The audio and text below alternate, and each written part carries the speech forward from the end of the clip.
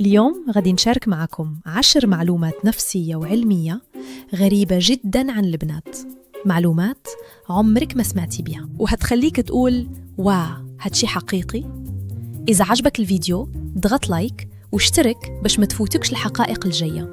يلا هنبدأ. حقيقة 1 علمية جسدية: رقاب البنات أكثر مرونة وتحرك من الرجال. إذا ناديتي بنت غالباً غادي تدور راسها ورقبتها فقط، مش كامل جسمها. السبب؟ عضلاتها أكثر مرونة، ولكن هادشي كيخليها تعاني من آلام الرقبة أكثر من الرجال. حقيقة 2 سمع حساس: أثناء النوم سمع البنت أقوى وإحساس بالأصوات، تقدر تستيقظ بسهولة على صوت بكاء طفل أو باب يتفتح، بينما الرجل يقدر ينام وما يسمع واله.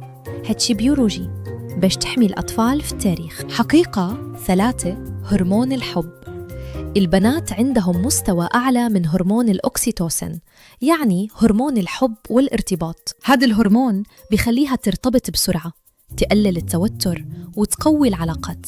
لهذا البنات كيحبوا يتكلموا كتير على مشاعرهم. حقيقة 4 المشاعر العميقة: المشاعر عند البنت كتعيشها بعمق كبير، خلاف صغير في الصباح يقدر يأثر عليها جوسكو المساء، لأنه عواطفها متصلة بكل تفاصيل اليوم.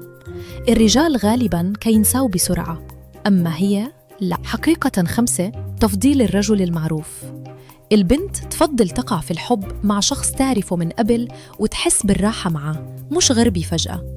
لهذا الصداقة قبل العلاقة مهمة بزاف عندها. حقيقة 6 الاعتراف بالحب: إذا بنت قالت لك كان بغيك بصدق رح تتعنيها 100%.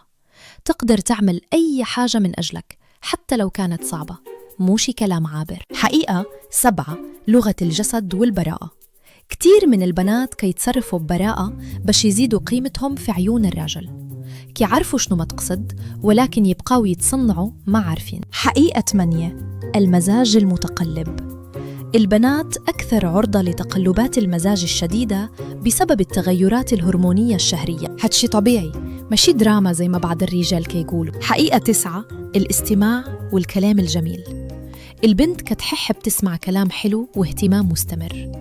الاهتمام بالتفاصيل الصغيرة بيخليها تحس بالأمان والحب أكثر من الهدايا الكبيرة. حقيقة 10 الخاتمة المشوقة: وأخيراً البنت لما تحب بصدق كتخبرك إذا شاب آخر حاول يغازلها لأنها ما بغاتش تخبي عليك شيء. شنو رأيكم في هذه الحقائق؟ أي وحدة صدمتكم أكتر؟ اكتبوه في الكومنتات. إذا بغيتوا فيديوهات أكتر على علم النفس، الاشتراك والجرس ضروري. نشوفكم في الفيديو الجاي. سلام.